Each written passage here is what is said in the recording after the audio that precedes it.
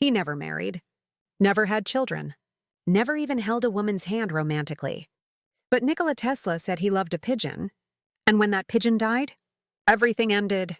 New York City, Bryant Park, 1922. An elderly man sat alone on a wooden bench, a paper bag of breadcrumbs in his lap. He was tall but frail, his once elegant suit now threadbare and outdated. His hands trembled slightly as he scattered crumbs on the ground. Within moments, pigeons descended. Dozens of them. They knew him. They always came when he arrived. A young woman walking past noticed the scene and smiled. "You must really love birds," she said kindly. The old man looked up. His eyes were striking, pale blue, almost luminous, but filled with a profound sadness. "I love one bird," he said quietly. "Only one. A white female pigeon. And yes, I love her as a man loves a woman." The woman's smile faltered. She hurried away, probably thinking he was senile. Just another eccentric old man talking to pigeons. But she didn't know who he was, and she didn't know the story. This was Nikola Tesla, the man who invented the 20th century. And he was telling the truth, 40 years earlier. 1882. Paris. Tesla was 26 years old, working for Continental Edison Company. He was brilliant, obsessive, and utterly consumed by his work. While other young men his age pursued romance, marriage, families, Tesla pursued electromagnetic fields. His colleagues noticed. "Nikola, you should meet my cousin," one friend suggested. "She's beautiful, educated. She'd be perfect for you." Tesla shook his head. "I cannot. I must not. Why not?" "Because," Tesla said, staring at his calculations, "women make me too strong. When I'm near them, I feel energy I cannot control. It distracts me. It pulls me away from my work. I cannot afford that distraction." It was true. Tesla had discovered something about himself. He was hypersensitive to sensory input. The perfume a woman wore could overwhelm him for hours. The touch of a hand could send electrical sensations through his entire body. The sound of pearls rubbing together made him physically ill. He wasn't like other men. His nervous system was too refined, too sensitive, like an instrument tuned beyond human tolerance. "I've made a choice," Tesla continued. "Science or love? I cannot have both. And science will change the world. Love will only change me?" His friend laughed. "Nikola, you can't live your whole life alone." Tesla didn't respond. But in his mind, he'd already decided. He would never marry. Never fall in love. Never allow himself the weakness of attachment. But he was wrong. He would fall in love. Just not with a human. 900. New York City. Tesla was at the height of his fame. He'd won the war of currents against Edison. His alternating current system powered the world.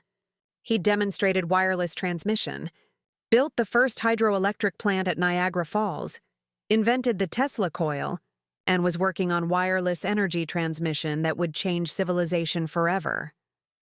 He was 44 years old, wealthy, famous, dining with Mark Twain and J.P. Morgan. Newspapers called him the Wizard of Electricity and the man who invented the future. But he was also alone. He lived in the Waldorf Astoria Hotel, in a suite he could barely afford. He ate dinner at Delmonico's restaurant every night, always alone, always the same table. He wore white gloves because he couldn't bear to touch doorknobs that others had touched. He counted his steps. Everything had to be divisible by 3. His obsessive-compulsive behaviors were intensifying. He couldn't stand jewelry, especially pearls. The sight of overweight people disgusted him. He had to calculate the cubic volume of his food before eating it. People thought him eccentric. Brilliant, yes, but strange, otherworldly, and lonely. "Mr. Tesla, may I join you?" a woman asked one evening at Delmonico's. Tesla looked up, startled. She was beautiful, dark hair, elegant dress, confident posture. No, I'm sorry. I must eat alone, just for a moment. I wanted to tell you how much I admire your work." Tesla felt his pulse quicken. The perfume she wore, roses and something else, was overwhelming his senses. He could feel sweat forming on his palms inside his gloves. "Please," he said, his voice tight. "I cannot. I'm sorry, the woman left offended. Tesla sat alone, finishing his meal, counting each bite. 33 bites. Divisible by 3. Perfect. But his hands were still shaking. He wasn't built for human connection. His nervous system wouldn't allow it. 1914. World Yum. War I had begun. Tesla's fortunes had changed, dramatically. J.P. Morgan had abandoned him after realizing wireless energy couldn't be metered and sold for profit. The Wardenclyffe Tower project collapsed. Tesla's patents were expiring, and competitors were making fortunes from his inventions while he received nothing. He moved from the Waldorf Astoria to the Hotel St. Regis, then to the Hotel Pennsylvania, then to progressively cheaper hotels as his money ran out. He was 58 years old, broke, increasingly isolated, but he still took daily walks. Every afternoon at precisely 4 p.m., he would walk to Bryant Park and sit on his favorite bench. That's when he started noticing the pigeons.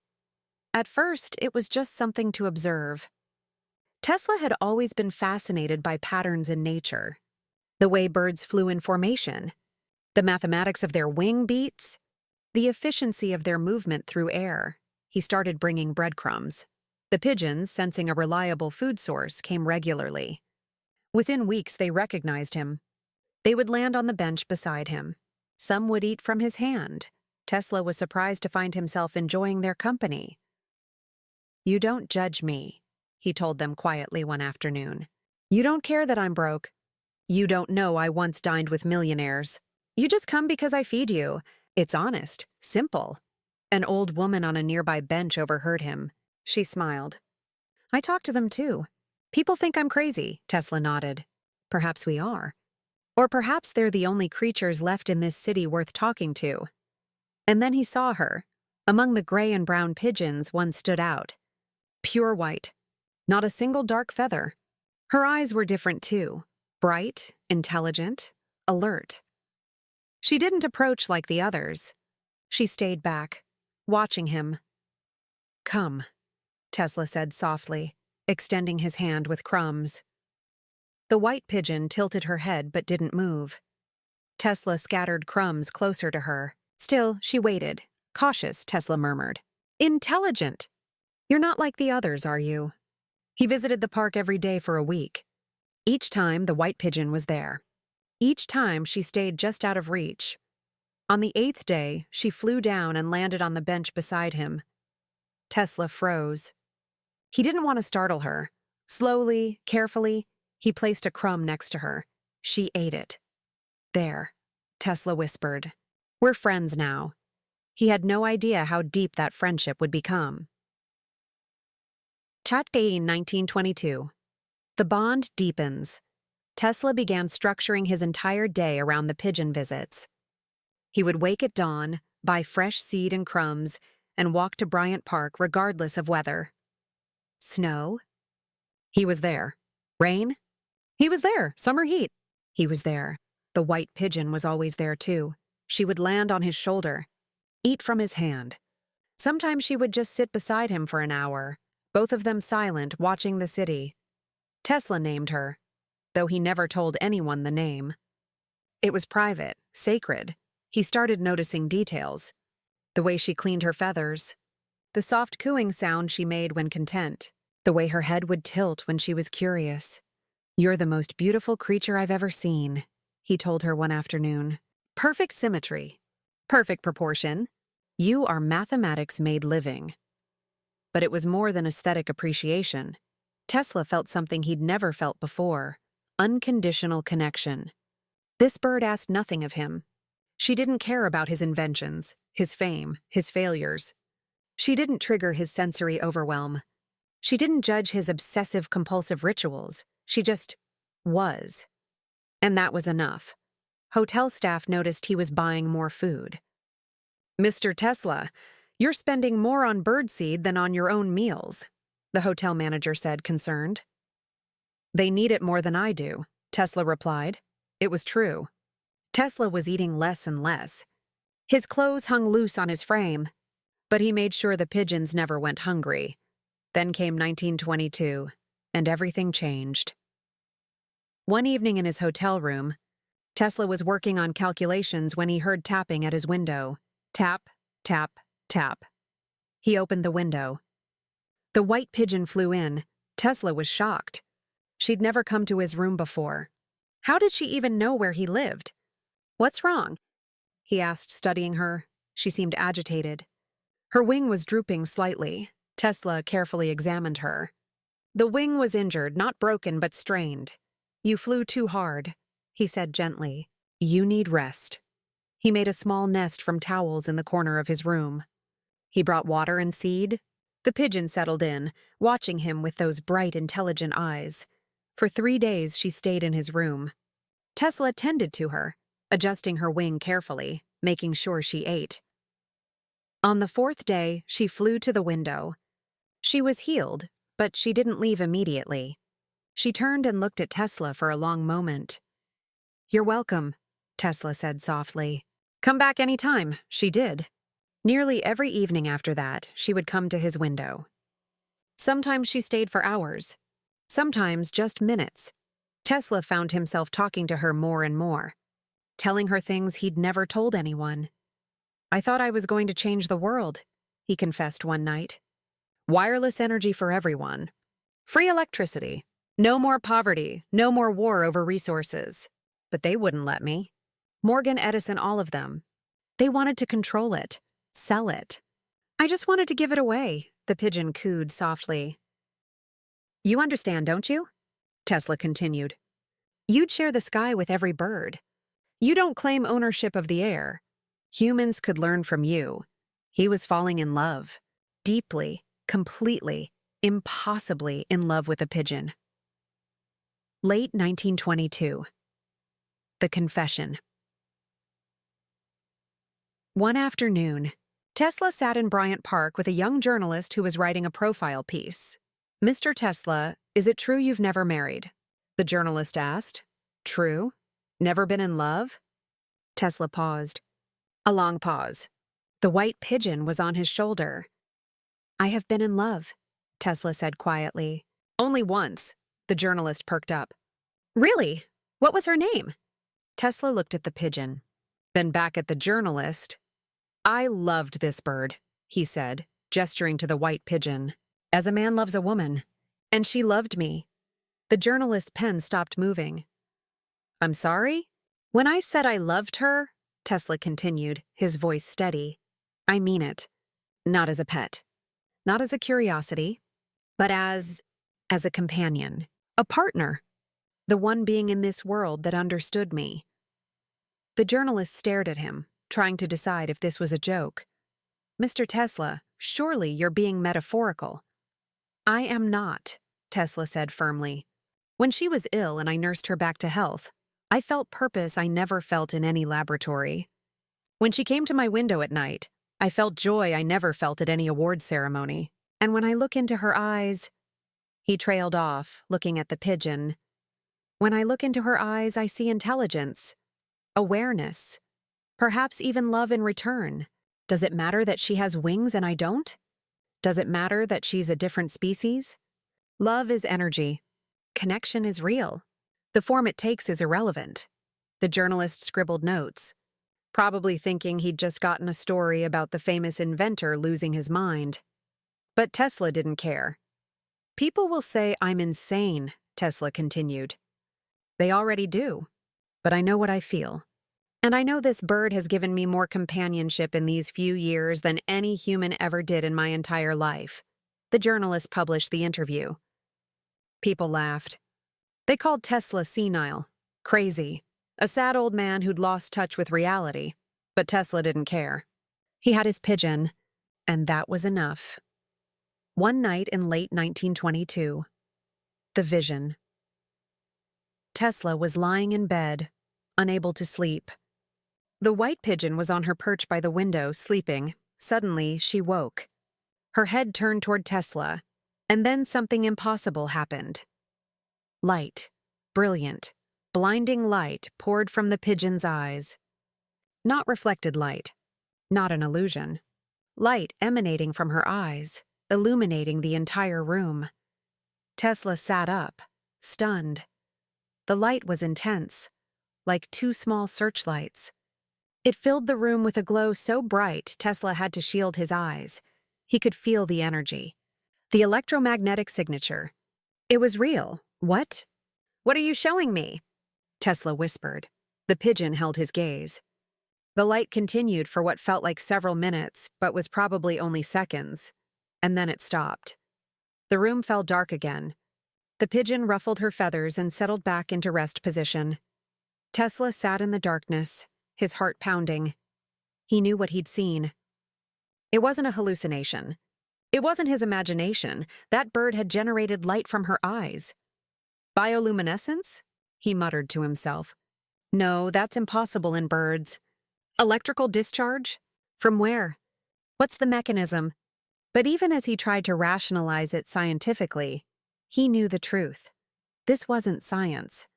This was something else. Something beyond his understanding. The pigeon had communicated with him. Through light. Through energy. She'd shown him something, a message. A goodbye. The next day. The ending. Tesla woke at dawn and immediately looked for the white pigeon. She wasn't on her perch. He checked the window. Not there. A cold feeling settled in his chest. He quickly dressed and rushed to Bryant Park, still in his slippers, not caring about his appearance for the first time in his life. He reached the park. Scattered crumbs desperately. Gray pigeons came. Brown pigeons came, but no white pigeon. He searched the entire park. Under benches in bushes. Around the fountain. Nothing. Tesla sat on his bench and waited. All day, through lunch, through dinner, the sun began to set. Still no white pigeon. An old woman approached, the same one who'd spoken to him years ago. Have you seen her? Tesla asked desperately. The white one? The woman's face was sad. I saw her this morning, near the fountain. She wasn't moving well. And then, she flew away, toward the west. She didn't come back. Tesla felt something break inside his chest. No, he whispered. No, no, no. He returned to his hotel as darkness fell. He opened his window and waited. She didn't come. For 3 days, he barely ate. Barely slept. He just sat by the window, waiting. On the 4th day, he knew. She was gone. The light from her eyes, that impossible, beautiful light, had been her goodbye. And with her went something from Tesla that never returned. 1943. The final 20 years. After the white pigeon disappeared, Tesla's colleagues noticed an immediate change. It's as if a light went out in him, his assistant George Scherf said years later. He continued working, but without passion. Without fire. He was going through motions. Tesla still visited Bryant Park, still fed the pigeons. But it wasn't the same. I loved that bird, he told a reporter in 1937 when he was 81 years old. When she died, something went out of my life. I knew my life's work was finished. The reporter pressed. Surely you don't mean you stopped inventing because a bird died? Tesla fixed him with those pale blue eyes. You don't understand. She was my muse. My connection to something beyond pure mathematics. When I looked at her, I saw the divine mathematics of nature perfected in living form. She gave my work meaning. Without her, he trailed off, staring out the window of his hotel room. Without her, it's just equations, just metal and wire, no soul. Tesla lived another 21 years after the white pigeon vanished. He made fewer inventions, gave fewer interviews, gradually faded from public consciousness. On January 7, 1943, he died alone in his hotel room. He was 86 years old. The maid found him the next morning, lying peacefully in bed.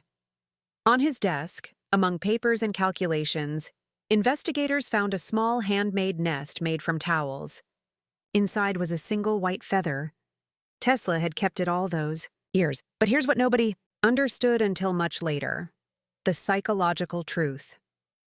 Modern. Psychologists who've studied Tesla's life have a different interpretation of the pigeon story. Dr. Sarah Mitchell, a psychiatrist specializing in neurodivergence and genius-level intellects, wrote in 2019, Tesla displayed clear signs of what we'd now diagnose as autism spectrum disorder with severe sensory processing sensitivity. His inability to tolerate physical touch, his obsessive-compulsive rituals, his hypersensitivity to sounds and smells. These are classic indicators. For someone with Tesla's neurological profile, romantic love as most people experience it would be impossible. The sensory input alone would be overwhelming, painful even. The social complexity of human relationships would be torturous. But he was still human. He still needed connection, companionship, love. The pigeon gave him that. She provided unconditional positive regard without sensory overwhelm. No perfume, no jewelry, no expectations, no social complexity, just presence. Tesla's love for that pigeon was real. It may have been the only form of love his nervous system could tolerate. And when he lost her, he lost his only emotional anchor. Dr. Mitchell continued, "The light he saw in her eyes? Almost certainly a visual hallucination brought on by extreme stress and grief. But that doesn't make his experience less real. His brain, unable to process the emotion of loss in conventional ways, created a visual metaphor. The light going out. And in a sense, it did. The light in Tesla went out when that pigeon died. So was Tesla mentally ill? Or was he experiencing love in the only way his unique brain could process it? Maybe both. Maybe neither. Maybe it doesn't matter. The philosophical question, can you love a pigeon? Can a pigeon love you back? Most people would say no. Love requires reciprocal understanding, emotional complexity, shared experiences that transcend basic survival. But who defines the parameters of love? Tesla himself addressed this in one of his last interviews in 1937. People mock me for saying I loved a bird. They call me crazy. But what is love? It's connection. It's finding another being that sees you, truly sees you, without judgment. That gives meaning to your existence. That makes you want to be better. I felt all of that with her. Did she understand me the way a human would? No, but she understood me in her own way. And perhaps that's enough. I've known men who claimed to love women, but treated them as property. I've known women who claimed to love men, but only loved their money or status. I've seen marriages built on lies, relationships built on manipulation. But that bird? She never lied, never manipulated, never asked for anything except a few crumbs. And in return, she gave me her presence, her trust, her companionship. If that's not love, then I don't know what is. The interviewer asked, "But Mr. Tesla, don't you wish you'd experienced human love? Marriage? Children?" Tesla was quiet for a long time. "I gave up that possibility when I was young," he finally said. "I chose science over love. I chose invention over family. I thought I was making the right choice, and perhaps I was. My inventions changed the world. AC current, radio, remote control, wireless transmission, all things that have improved billions of lives. But," he paused, his voice catching slightly, "sometimes I wonder what I might have discovered if I'd had someone to share it with. Not the glory, not the recognition, but the wonder of it, the joy of creation. That bird gave me that, for a brief time. And when she left, she took it with her. The legacy of love." Today, Tesla is remembered for his inventions, his genius, his rivalry with Edison, his tragic financial failures. But few remember the story of the white pigeon. Those who do often dismiss it as evidence of senility. The sad delusion of a lonely old man. But maybe they're missing the point. Maybe Tesla's love for that pigeon is the most human thing about him. Here was a man who could understand electromagnetic fields that baffled other scientists, who could visualize complex machinery in his mind before ever drawing a blueprint, who could calculate mathematics beyond normal human comprehension, but he couldn't understand human romance, couldn't tolerate the physical and emotional complexity of human relationships. So he found love in the simplest, purest form possible, a bird that asked nothing of him except presence, and he gave that bird everything he had. His time, his resources, his heart. Is that not love? In Bryant Park today, there's no plaque commemorating Tesla's pigeon visits. No historical marker.